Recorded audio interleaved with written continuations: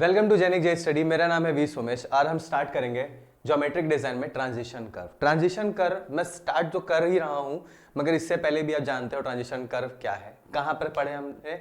हम देखे थे सुपर एलिवेशन में और एक्स्ट्रा वाइडनिंग पे। इससे इनडायरेक्टली आपको ये भी पता चल गया कि भाई एक्स्ट्रा वाइडनिंग जो है और सुपर एलिवेशन है उस पर ट्रांजिशन कर्व आ रहा है। मतलब ट्रांजिशन कर्व किस पे डिपेंड करता है? एक्स्ट्रा वाइडनिंग पे और सुपर एलिवेशन पे। ठीक है, तो अब देखते हैं क्या होता है और कैसे बनाते हैं। ठीक है, तो देखो अगर मान लो एक ऐसा सर्कुलर कर्व है ऐसा, ठीक है, मान लो ऐसा एक सर्कुलर कर्व है और इस सर्कुलर कर्व में यहां पर इतना जो पोर्शन है, ये जो पोर्शन है वो क्या है? मान लो स्ट्रेट लाइन है। ठीक है, ये क्या है आपका? स्ट्रेट लाइन है। तो रोड कैसा है? ऐसा जा रहा है। यहां से इतना जो पोर्शन कंसिडर किया गया ये क्या है? आपका सर्कुलर कर्व है। ये क्या है? आपका सर्कुलर कर्व है। ठीक है, तो ये जो पोर्शन है इसको हम क्या बोलते हैं? यहां पर इसको हम बोलते हैं ट्रांजिशन कर्व। इसको हम क्या बोलते हैं? Transition curve. ठीक है, जिसको हम टीएस से डिनोट करते हैं, सॉरी टीसी से। ठीक है, अब देखो जो सबसे इंपॉर्टेंट क्या है इस पे ध्यान देना, वो क्या कि यहां पर ये आप उसको क्या बोल रहे हैं? Straight road. ठीक है, इसको हम क्या बोल रहे हैं? Straight road. देखो सबसे इंपॉर्टेंट पहला पॉइंट की अगर मैं बात करूं तो फर्स्ट पॉइंट हमको क्या मिल रहा कि भाई अगर मैं स्ट्रेट रोड की बात करूं, ठीक है, अगर मैं स्ट्रेट रोड की बात कर रहा हूं तो स्ट्रेट रोड से सर्कुलर कर्व की तरह, सर्कुलर कर्व की तरह जा रहा हूं तो इसको मेरे को क्या मिलेगा? Transition curve. ठीक है, थोड़ा तबियत खराब है तो आप देख लीजिएगा, वॉइस में थोड़ा प्रॉब्लम होगा तो एडजस्ट कर लेना। ठीक है, तो अब देखो क्या है सबसे इंपॉर्टेंट इसमें, यहां स्ट्रेट लाइन है। ठीक है, ये स्ट्रेट लाइन से अगर गाड़ी की अगर मैं बनाऊं, यहां से ऐसे जा रहा है। ठीक है, अगर मैं गाड़ी मान लो ऐसे बना रहा हूं, ये ऐसे मूव कर रहा है, ये ऐसे मूव करते करते ऐसे जाएगा। जब गाड़ी की ऐसे मूव कर रहा है तो देखो क्या है, यहां ऐसे ये मूवमेंट जा रहा है। तो यहां पर देखो स्ट्रेट लाइन है तो इसका कोई रेडियस है क्या? नहीं है। तो यहां पर क्या देख रहा हूं मैं? यहां पर जो रेडियस है, स्ट्रेट रोड का रेडियस जो होता है ना वो होता है इन्फिनिटी। ये मैंने आपको कल भी बताया था जब मैं एक्स्ट्रा वाइडनिंग पढ़ा रहा था। ठीक है, ये मैंने आपको कल भी बताया जब मैं एक्स्ट्रा वाइडनिंग करवा रहा था। धीरे धीरे क्या है, इस पे रेडियस आते जा रहा है। जो रेडियस है वो कैसा है? कहीं दूर है। ठीक है, फिर ऐसे आते आते ये जो रेडियस आया, मान लो सर्कुलर कर्व यहीं तक है, ये सर्कुलर कर्व के बाद क्या देखूंगा मैं यहां पर? इसके बाद क्या देखूंगा यहां पर? ये मान लो यहीं पर ट्रांजिशन कर्व कंप्लीट हुआ, फिर ये ऐसे स्ट्रेट लाइन आ गया। ठीक है, तो ये मान लो यहां पर ये आएगा ट्रांजिशन कर्व, फिर ये क्या आ गया आपका? Straight road. ठीक है, ये आपका आ गया स्ट्रेट रोड। तो देखो क्या देख पा रहा हूं मैं, यहां से यहां तक का जो डिस्टेंस है ये है आपका आर, ये क्या है आपका? आर। ठीक है, अब जो सबसे इंपॉर्टेंट क्या है कि भाई सर्कुलर कर्व की अगर मैं बात करूं और वहां ट्रांजिशन कर्व की बात करूं तो देखो इतना जो डिस्टेंस है, ये जो डिस्टेंस आता है और ये जो यहां पर का ये जो डिस्टेंस आ रहा है, ठीक है, इसको यहां ना लेकर के हम यहां ले लेते हैं। ठीक है, ये जो डिस्टेंस आ रहा है, इतना डिस्टेंस को अगर मैं बात करूंगा तो ये जो डिस्टेंस आएगा इसको हम बोलते हैं यहां पर, इसका पूरा अटेन आ गया तो यहां पर जो विड्थ आएगा, ये विड्थ हमको चाहिए होता है जो रोड का विड्थ है। ठीक है, जो ये भी रोड का विड्थ है, यहां भी रोड का विड्थ है। मगर यहां पर देखोगे ना तो यहां पर स्टार्ट कैसा होता है? यहां पर होता है कैम्बर। यहां पर क्या होता है? कैम्बर। ठीक है, यहां पर आपको क्या दिखेगा? कैम्बर। तो धीरे धीरे जो कैम्बर है ना वो ऐसा ट्रांजिशन होते होते होते यहां से सुपर एलिवेशन स्टार्ट हो जाता है। यहां पर से सुपर एलिवेशन स्टार्ट होता है। ठीक है, ये सुपर एलिवेशन कैसे स्टार्ट होता है अब समझने की कोशिश करना। देखो जो रोड की अगर मैं बात करूं तो रोड में हम क्या देखते हैं, ये ऐसा हाइट अगर मान लो ट्रायंगुलर कैम्बर मान के चल रहे हैं। ठीक है, जिसमें अपन क्या लेके चल रहे हैं? स्ट्रेट कैम्बर बोलते हैं इसको। ठीक है, तो ये ऐसे मान लो ये क्या है? रोड है आपका। ठीक है, तो ये कैम्बर में अगर मान लो इसको समझने के लिए यहां से लेकर यहां ऐसे मैं रख रहा हूं तो इससे ये प्रोसेस में यहां पर क्या था? रोड जो कैसा दिख रहा था अपन को? रोड जो दिख रहा था यहां पर का ये कैम्बर के कारण ऐसा दिख रहा था। और मैं आपको ये भी बताया कि मिनिमम जो सुपर एलिवेशन होता है वो क्या होता है? कैम्बर के बराबर होता है। तो अब यहां पर देखो सुपर एलिवेशन स्टार्ट हो गया, मतलब एलिवेशन पोर्शन यहां से आएगा और ये ऐसा जाएगा। क्यों? क्योंकि रोड ऐसे मुड़ रहा है। ऐसा तो नहीं प्रोवाइड कर देंगे यहां पर, ये जो ऐसा तो नहीं बन जाएगा। ऐसा बनेगा क्या? नहीं बन सकता। तो हम जो सुपर एलिवेशन प्रोवाइड कर रहे हैं वो क्या होगा, इस डायरेक्शन पे होगा। क्यों, ताकि जो मूवमेंट है यहां से देखो ये जो लेवल है ये मेंटेन ही है, धीरे धीरे क्या हुआ, ये यहां से ऐसे अटेन होते गया, ये ऐसे ऐसे आते गया, ठीक है। ये एक प्रोसेस है कि अपन धीरे धीरे ऐसे बढ़ा दें, ठीक है। मतलब मैं क्या बोला, यहां से अगर ऐसा बना रहा हूं तो ये क्या होगा, ये सुपर एलिवेशन का ये हाइट चाहिए, ये टोटल कितना होता है, विड्थ हो गया यहां से यहां तक का, और ये क्या हो गया आपका ई, जो कि क्या है, हाइट ऑफ सुपर एलिवेशन। तो यहां से क्या कैसे बनेगा, ये तो मैं इसको ऐसे करके जोड़ दूं, ठीक है। तो ये एक तरीके से अटेन हुआ, मतलब यहां से बढ़ते बढ़ते गया। तो ये जो देखूंगा बीच में कहीं ट्रांजिशन देखा, मान लो इस जगह देखना चाहूं तो कैसे मिलेगा, देखो ये इस तरीके से जा रहा होगा, ठीक है। एलिवेशन में ऐसा होते होते होते होते करके जाएगा, ठीक है। तो ये हमको दिखेगा। ट्रांजिशन कर्व का सबसे इंपॉर्टेंट क्या चीज देखा, ये देखा कि भाई स्ट्रेट लाइन को सीधा, स्ट्रेट रोड को हमको सर्कुलर रोड में लेके जाना है, तो ट्रांजिशन कर्व सबसे ज्यादा इंपॉर्टेंट हो जाता है। क्यों इंपॉर्टेंट है कि अगर मान लो मैं यहां से सीधा कर्व ले आता हूं तो दो सबसे खतरनाक चीज होगा, वो ये कि एक्सीडेंट हो जाएगा, क्योंकि जो स्पीड हम अटेन करके लेके चलते हैं यहां से तुरंत सर्कुलर में चलाते हुए बहुत प्रॉब्लम हो जाता है मोड़ने में, ठीक है। तो क्योंकि मोड़ने में प्रॉब्लम होगा, मतलब क्या हुआ, rate of change of acceleration क्या हुआ, प्रॉब्लम किया।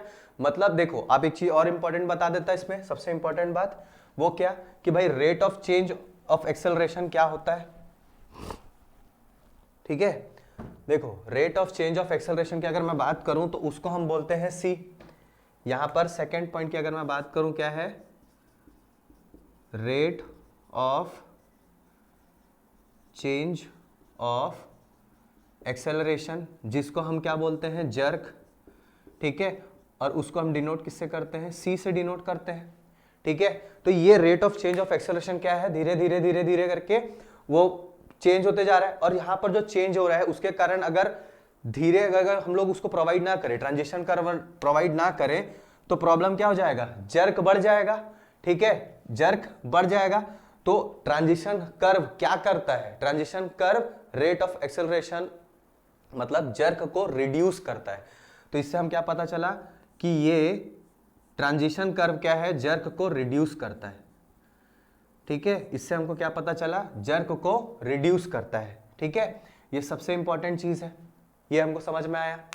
दूसरा देखो, मैंने आपको जब एक्स्ट्रा वाइंडिंग पढ़ाया था, एक्स्ट्रा वाइंडिंग के टाइम पे मैंने एक सबसे इंपॉर्टेंट बात बताया था आपको कि एक्स्ट्रा वाइंडिंग पे यहां पर अगर मान लो जो आर है इसकी वैल्यू ग्रेटर देन 300 होता है, ठीक है। अगर ग्रेटर देन 300 होता है तो एक्स्ट्रा वाइंडिंग प्रोवाइड करने की जरूरत है क्या, नहीं।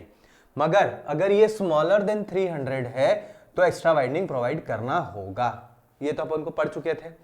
मगर इसमें दो क्राइटेरिया था कि अगर मान लो ये जो रेडियस है ये कितना है, ये कम है, 50 से ज्यादा है, ठीक है, और 300 से कम है, तब के केस में क्या होगा, तब के केस में क्या होगा।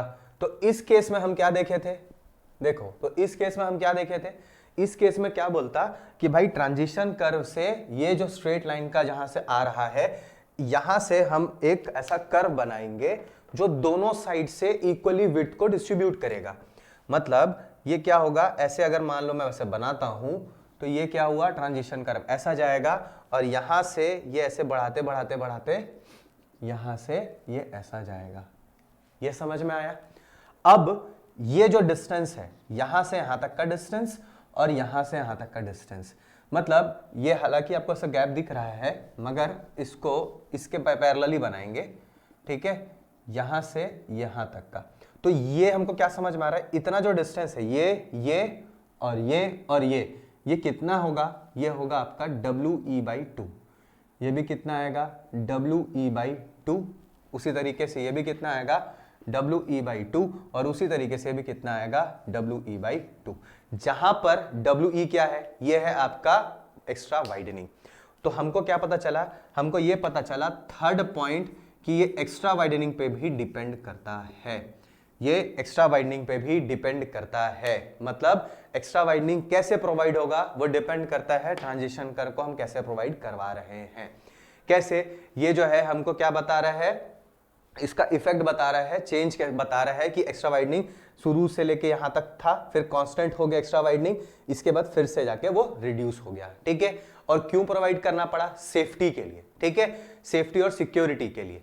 तो इसके अंदर हम ये एक और चीज बोल सकते हैं कि भाई फोर्थ पॉइंट क्या है? सेफ्टी एंड सिक्योरिटी, ठीक है, सेफ्टी एंड सिक्योरिटी के लिए भी बोल सकते हैं, ठीक है। और एक जो पॉइंट मिला था हमको वो कौन सा था? सेकंड, सुपर एलिवेशन, ठीक है, सुपर एलिवेशन, ठीक है। और यहां पर क्या लिखूंगा मैं? एक्स्ट्रा वाइडनिंग, ठीक है। अब देखो यहां पर टोटल हमको क्या मिल गया? टोटल 5 पॉइंट मिल गया, ठीक है। ये जो टोटल 5 पॉइंट है, इससे हमको क्या समझ में आया? ये 5 पॉइंट जो है आपका, ये पूरा का पूरा डिपेंड किस पे करता है? ट्रांजिशन कर्व पे। मैंने आपको सुपर एलिवेशन बता दिया, यहां पर सुपर एलिवेशन बता दिया कि कैसे कैम्बर से होते हुए यहां पर ये एलिवेटेड पोर्शन पे ई की वैल्यू आ जाती है, ठीक है। ये कैम्बर था, ठीक है, कैसे ये बन गया? एक्स्ट्रा वाइडनिंग के साथ साथ ये कैसे कांस्टेंट होके यहां से थोड़ा सा और बनता है ऐसा, ये ऐसा करके जुड़ जाता, ठीक है। तो ये ऐसा कैसे जा रहा, ये हमको समझ में आया, ठीक है। चेंज जर्क की बात करें तो यहां पर जर्क को रिड्यूस करने के लिए हम क्या देख पा रहे हैं? ये ट्रांजिशन कर्व प्रोवाइड किया गया, ठीक है। तो हमको ये सब धीरे धीरे पता चला। इसमें सबसे इंपॉर्टेंट क्या चीज था? यहां पर स्ट्रेट रोड का जो रेडियस था वो क्या था? इंफिनिटी था, ठीक है। और वो आते आते क्या हुआ? स्ट्रेट रोड का जो रेडियस है वो कम हो गया। कम मतलब और कम हो गया, मान लो 2 बार कम हुआ, यहां पर 1 बार कम लिए, मान लो। ये क्या है? मैं सिंबल में लिख रहा हूं इसीलिए ताकि आपको याद हो पाए। कैसे करते हैं देखो, यहां पर इंफिनिटी था, मतलब स्ट्रेट रोड में रेडियस इंफिनिटी था। धीरे धीरे धीरे यहां पर इंफिनिटी ये क्या है? रिड्यूस होते गया, ये फिर और रिड्यूस हुआ, है ना। तब जाके एक मतलब अगर इसको और छोटा और जितना ज्यादा कर्व बनाऊंगा, जितना सर्कुलर कर्व बनाऊंगा, उतना उसका मिनिमम रेडियस होते जाएगा और रेडियस कम होते जाएगा। तो इससे मेरे को क्या समझ में आया? मेरे को ये समझ में आया कि भाई स्ट्रेट रोड से सर्कुलर कर्व जाते हुए रेडियस जो होता है वो क्या होता है आपका? कम होते जाता हुआ है, ठीक है। तो ये हमको समझ में आया, रेट ऑफ एक्सेलरेशन का समझ में आ गया। अब यहां पर एक जो है सेफ्टी एंड सिक्योरिटी भी आपको यहां पर ये समझ में आ गया, ठीक है। अब एक और पॉइंट बोल सकते हैं कि अगर मान लो मैं स्ट्रेट लाइन से सीधा सर्कुलर ले आता हूं तो एस्थेटिक व्यू भी बेकार हो जाता है, ठीक है। कि मतलब क्या हुआ? दिखने में ही बेकार दिख रहा है, तो वो भी एक फैक्टर ले सकते हो कि एस्थेटिक व्यू भी बहुत ज्यादा मैटर कर जाता है। अब जैसे मान लो मैंने एक रेंज बताया, क्या बताया था? कि अगर 50 से यहां पर हुआ तो ये हम एक्स्ट्रा वाइडनिंग ऐसे लिए। अगर मैं बोल दूं कि भाई 50 से कम है, मतलब वही चीज मैं बताने वाला था कि अगर मान लो रेडियस है और कम होते गया, 50 से भी कम हो गया, 50 क्या है यहां पर? 50 मीटर के हिसाब से, ठीक है। तो ये और कम हो गया, तब के टाइम पे एक्स्ट्रा वाइडनिंग कैसे प्रोवाइड करेंगे, ठीक है। तब के टाइम में एक्स्ट्रा वाइडनिंग कैसे प्रोवाइड करेंगे ये भी मैटर करता है।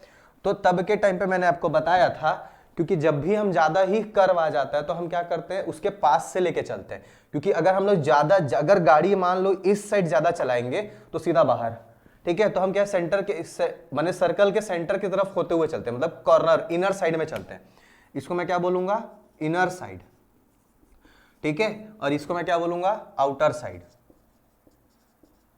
ठीक है। तो इनर साइड होते हुए चलते हैं। तो इनर साइड की अगर मैं बात करूं तो देखो क्या देख पाता हूं, यहां से जो ऐसा जाएगा वाइडनिंग होते होते ये ऐसा जाएगा और ये जाके बस इस साइड बनेगा। तो उस कंडीशन पे ये जो टोटल डिस्टेंस है यहां से लेके यहां तक का और यहां से लेके यहां तक का डिस्टेंस, इसको हम क्या बोलते हैं? WE। इसको हम क्या बोलते हैं? WE। और ये क्या है आपका? WE। और ये क्या है आपका? एक्स्ट्रा वाइडनिंग, ठीक है। ये क्या है आपका? एक्स्ट्रा वाइडनिंग, ठीक है। ये समझ में आया? ये कब होगा? जब कंडीशन क्या बोल दे कि R जो है वो 50 से भी कम हो गया, 50 मीटर से भी कम हो गया, तब के केस में एक्स्ट्रा वाइडनिंग ऐसा प्रोवाइड करेंगे। तो मेन हमको ये क्या है? ये 5 इंपॉर्टेंट पॉइंट है। 6th पॉइंट क्या बोल सकते हो? एस्थेटिक व्यू पे भी कंसिडर कर सकते हो, क्योंकि वो ज्यादा इंपॉर्टेंट नहीं है तो मैं उसको कंसिडर यहां पर नहीं कर रहा, ठीक है।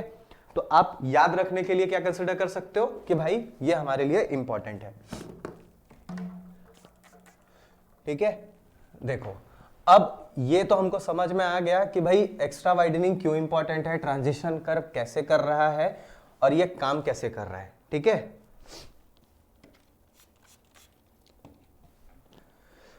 देखो अब यहां पर ये एक नया चीज हम देखते हैं कि भाई ट्रांजिशन कर्व तो चलो हो गया कंप्लीट अपन का। इससे हमको ये समझ में आया कि भाई ये कम से कम लगभग 5 या 6 फैक्टर पे डिपेंड करता है। ठीक, अब जो सबसे इंपॉर्टेंट है वो क्या, इसके बाद क्या चीज पढ़ेंगे, इसका हम लोग पढ़ते हैं फॉर्मूला। फॉर्मूला पढ़ने से पहले मैं आपको एक चीज बता देता कि जो रेट ऑफ एक्सेलरेशन की बात कर रहे हैं हम, ठीक है, जो रेट ऑफ एक्सेलरेशन की बात कर रहे हैं इससे क्या चेंज आ रहा है इस पे।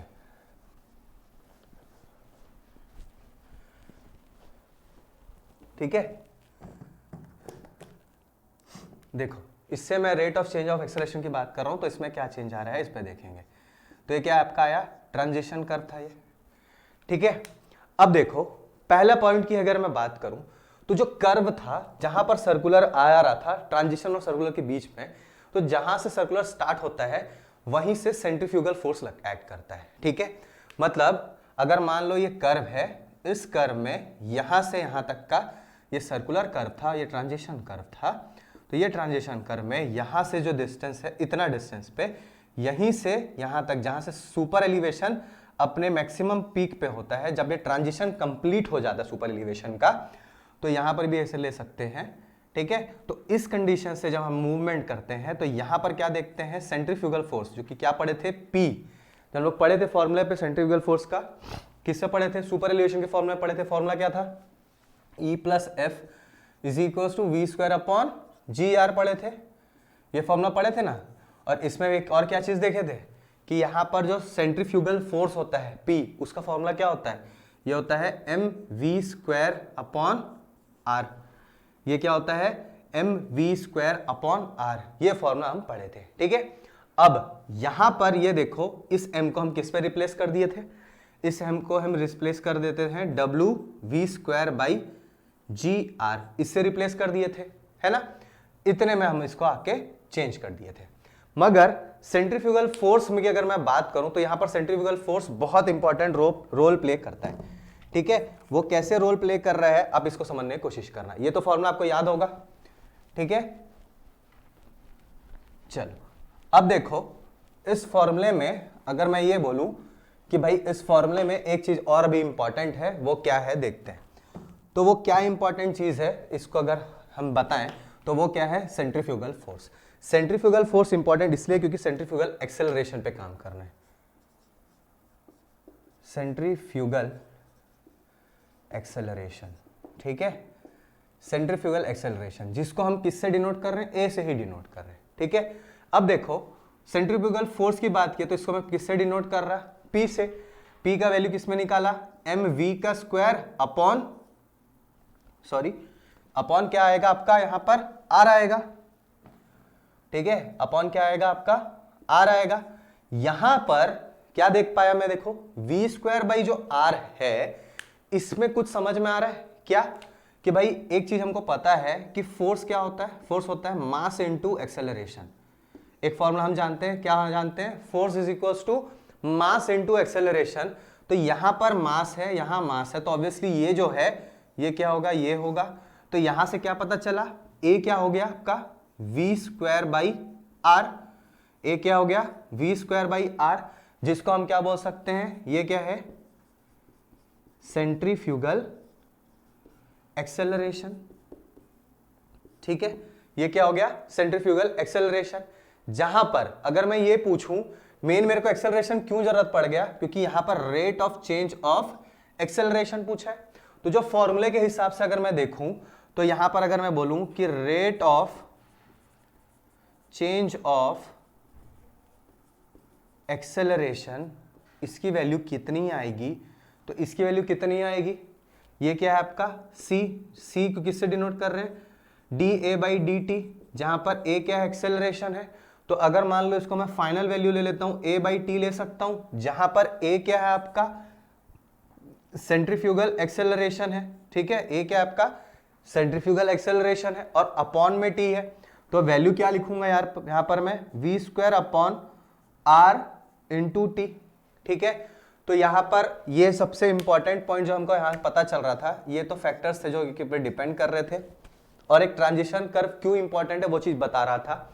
दूसरा जो सबसे इंपॉर्टेंट कंडीशन है वो क्या कंडीशन है, देखो हमको क्या पता चला, रेट ऑफ एक्सेलरेशन मतलब c की वैल्यू कितनी आएगी, तो c की जो वैल्यू आ रही थी वो कितनी आ रही थी, देखो v² upon r into T, ये हमको एक फॉर्मूला मिला, ठीक है, ये हमको एक फॉर्मूला मिला। मगर एग्जाम में ऐसे याद रखे हैं क्या, ये फॉर्मूला हम पढ़ते हैं क्या, नहीं। तो जब एग्जाम वाला जब आएगा, इसके जस्ट बाद बताऊंगा, तब उसको देखेंगे, ठीक है। फॉर्मूला ऐसा नहीं है, छोटा सा चेंज हो जाता है, टी को चेंज कर देते हैं, ठीक है। सॉरी, ठीक है। तो अब मैं आपको दूसरा चीज बता देता हूं, वो क्या है, आपको शेप ऑफ कर्व्स, ठीक है। मैं आपको बता देता हूं शेप ऑफ कर्व, ये क्या क्या शेप होता है और कर्व का, वो मैं आपको बता देता हूं, बड़े ध्यान से आप देखिएगा, ठीक है। देखो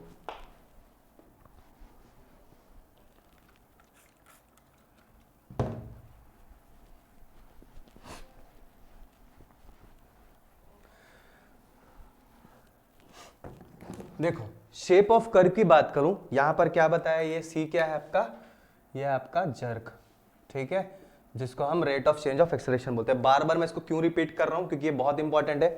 कई बार rate of change of acceleration बोलता है, मगर लोग समझ नहीं पा रहे होते हैं कि वो क्या होता है, जर्क होता है। इसका एक फॉर्मूला हमको क्या मिल गया, इसका वैल्यू मिल गया हमको, c इज इक्वल टू हो गया v² upon r into T, ये एक हमको फॉर्मूला मिल गया, ठीक है। अब सबसे इंपॉर्टेंट बात क्या, वो इंपॉर्टेंट बात ये कि भाई टाइप्स ऑफ कर्व क्या चीज है।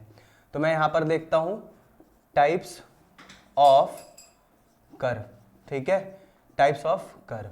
देखो बहुत इंपॉर्टेंट चीज है, क्योंकि हम पढ़ रहे हैं ट्रांजिशन कर्व। क्या पढ़ रहे हैं हम, ट्रांजिशन कर्व पढ़ रहे हैं। तो ट्रांजिशन कर्व में क्या पढ़ेंगे, ट्रांजिशन कर्व में एक सबसे कॉमन कर्व बता देता पहले, वो कर्व क्या होता है। देखो ये अगर मान लो एक्स एक्सिस बना रहा हूं और एक क्या बता रहा हूं, वाई एक्सिस बना रहा हूं। तो एक्स एक्सिस और वाई एक्सिस की बात कर रहे हैं, तो देखो यहां पर क्या है, पहले 45 डिग्री पे ऐसे बनाऊंगा, ठीक है। ये जो एंगल बन रहा है ये कितना है आपका 45 डिग्री, और इसको हम क्या बोलते हैं, मेजर एक्सिस, इसको हम क्या बोलते हैं, मेजर एक्सिस। बड़े ध्यान से देखना, क्योंकि ये बहुत इंपॉर्टेंट चीज बता रहा हूं, ठीक है। ये क्या बोलते हैं हम इसको, मेजर एक्सिस। यहां पर एक कर्व बनता है जो कि बड़ा सुंदर दिखता है, ऐसा करके जाएगा, ठीक है। ये कैसे जाता है, ऐसे करके जाता है, ठीक है। इसको ऐसा, ये ऐसे ही बना देते हैं, ठीक है। ये क्या जाता है, इस तरीके का जाएगा, ठीक है। ये कैसे जाएगा, ऐसा जाएगा, ठीक। यहां पर एक कर्व एक और ऐसा बनेगा, ये आपका जाएगा ऐसा और ये जाएगा ऐसा, ठीक है। ये कैसे जाएगा, देखो ये जाएगा ऐसा, ठीक है। ये जो कर्व हुआ यहां पर, ये जो कर्व बना ये ऐसा गया, और एक कर्व क्या जाएगा, ऐसा जाएगा, ठीक है। ये टोटल 3 कर्व बने। तो अब नाम भी बता देता हूं कौन कौन से कर्व है, मैं वहीं पर बताना चाह रहा था मगर यहीं पर बता देते। तो पहला ये जो कर्व बना, इसको हम बोलते हैं स्पाइरल, स्पाइरल कर्व, ठीक है। इसको हम बोलते हैं स्पाइरल कर्व। यही कर्व हमको बहुत इंपॉर्टेंट है ट्रांजिशन कर्व के लिए। क्यों इंपॉर्टेंट है, क्योंकि जो स्पाइरल कर्व होता है, इसी कर्व में ये बेस्ट होता है ट्रांजिशन कर्व के लिए, ठीक है। तो मतलब क्या बोल सकते हैं, स्पाइरल कर्व का दूसरा जो नाम होता है कैथोइडल कर्व होता है, या तो फिर उसको बोल सकते हैं ग्लोवर्स कर्व, ठीक है। तो ये जो कर्व हुआ वो क्या हो गया आपका, स्पाइरल कर्व हुआ। इस स्पाइरल कर्व पे ये बेस्ट किस के लिए है, ट्रांजिशन कर्व के लिए। तो क्या बोल सकते हैं, आइडियल फॉर ट्रांजिशन कर्व कौन सा कहलाएगा, वो कहलाएगा आपका स्पाइरल कर्व, ठीक है।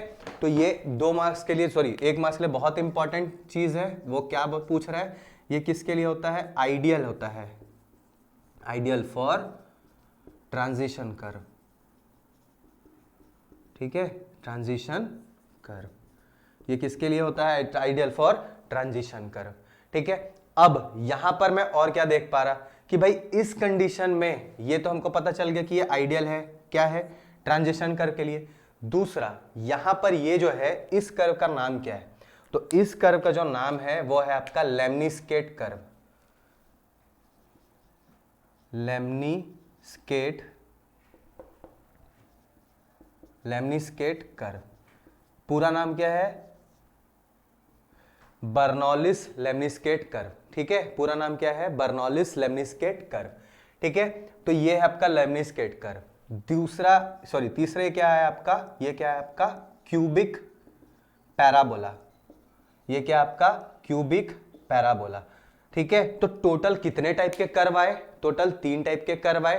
पहला आया आपका स्पाइरल कर्व, सेकंड आया आपका लेमनिस्केट कर्व, थर्ड आया आपका क्यूबिक पैराबोला।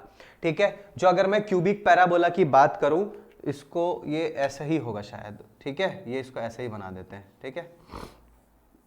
अब देखो यहां तक आया, क्या देख पा रहे हो कि ये जो मेजर एक्सिस है 45 डिग्री पे, मतलब 45 डिग्री पे सब कॉमन है। ठीक है। मतलब इसका जो एक्सिस है वो क्या है, 45 डिग्री पे ही सेंटर जा रहा है। अब इसमें एक सबसे इंपॉर्टेंट पॉइंट क्या है कि 4 डिग्री, ठीक है, 4 डिग्री तक ये सब के सब कर्व, क्योंकि यहां पर देखो ये क्या है, सब एक साथ मर्ज हो जा रहे हैं। ठीक है। यहां पर क्या है, देखो सब एक साथ मर्ज हो जा रहे हैं। तो यहां पर मैं आपको बता देता हूं, देखो ये ऐसा गया, ठीक है, और ये जहां पर ये ऐसा जाएगा, ये और ये और ये, मतलब ये कुछ डिस्टेंस मर्ज हो रहा है यहां तक का। तो यहां पर क्या पता चलता है कि 4 डिग्री तक सब के सब कर्व, जो 3 यहां पर कर्व देख रहा हूं मैं, ये तीनों कर्व में कोई चेंज नहीं होता 4 डिग्री तक। ठीक है। मगर 9th डिग्री तक भी क्या बोलता है, कोई चेंज नहीं आता। तो ऐसा कैसे हो गया भाई, 4 डिग्री में चेंज नहीं हो रहा है बोल रहे हैं, और फिर बोल रहे हैं 9 डिग्री में भी चेंज नहीं हो रहा है। तो वैसा नहीं है। 4 डिग्री पे अगर आप देखोगे तो 4 डिग्री पे थ्योरेटिकली बोलता है, थ्योरेटिकली क्या बोलता है कि कोई चेंज नहीं, मगर जब प्रैक्टिकली देखा गया तो क्या देखा गया कि 9 डिग्री तक चेंज नहीं होता। ठीक है। तो ये बहुत इंपॉर्टेंट पॉइंट है कि भाई 4 डिग्री तक क्या बोल रहा है, कोई चेंज नहीं आया। कौन सा डिग्री, डिफ्लेक्शन एंगल। ठीक है। ये कौन सा एंगल की बात कर रहा है, डिफ्लेक्शन एंगल। ठीक है। ये कौन सा एंगल की बात कर रहा है, डिफ्लेक्शन एंगल। अब इस एंगल को हम कैसे डिनोट करते हैं, डेल से डिनोट करते हैं। अब आप ये सोचोगे कि यार ये डिफ्लेक्शन एंगल क्या चीज है, तो डिफ्लेक्शन एंगल को समझाने के लिए सबसे सिंपल सा एक ड्राइंग बना के दिखा रहा हूं आपको। मान लो एक कर्व ऐसा जा रहा है, ठीक है, यहां पर इतना जो पोर्शन था, ठीक है, यहां पर जो इतना पोर्शन था, देखो यहां पर क्या है, ये मान लो ये ऐसा कर्व जा रहा है, यहां से यहां तक जो पोर्शन था, ठीक है, ये इतना पोर्शन, ये क्या है आपका स्ट्रेट रोड आया, ये ट्रांजिशन कर्व आया, ये क्या आपका आया सर्कुलर को कर्व, फिर ये ट्रांजिशन कर्व, फिर ये स्ट्रेट रोड। तो यहां से ये जो टेंजेंट खींचूंगा, अगर मैं मान लो यहां से मैं एक टेंजेंट खींचता हूं, ठीक है, यहां से मैं एक टेंजेंट खींचता हूं, तो ये जो एंगल होता है इसको हम बोलते हैं डेल, और ये डेल है आपका डिफ्लेक्शन एंगल। तो इसमें क्या बोला कि जो तीनों कर्व बन रहा है, ये तीनों कर्व में ये जो डिफ्लेक्शन एंगल है 4 डिग्री तक सेम होता है, मगर जब प्रैक्टिकली देखने की बात आई तो वो कितना पता चला हमको, वो 9 डिग्री तक था। ठीक है। तो आज का सेशन अपन यही कंप्लीट करते हैं। ठीक है। मगर जो बच गया वो मैं आपको, जो जैसे इसका फॉर्मूला बच गया वो आपको सेकेंड क्लास में बताऊंगा। ट्रांजिशन कर्व हम यहां पर कंप्लीट करते हैं। ठीक है। Thank you.